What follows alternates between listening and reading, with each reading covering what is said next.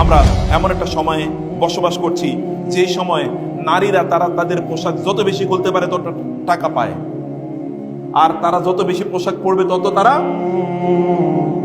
পানিশমেন্টের শিকার হবে। দেখেননি এটি?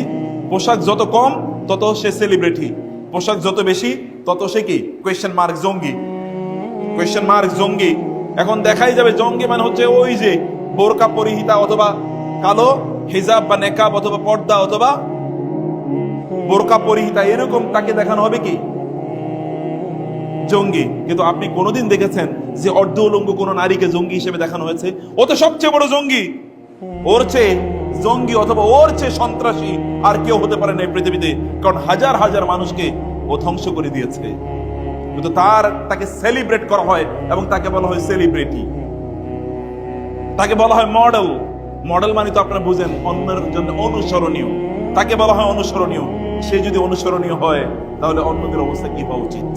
তাহলে শয়তানের অবস্থা কি হওয়া উচিত?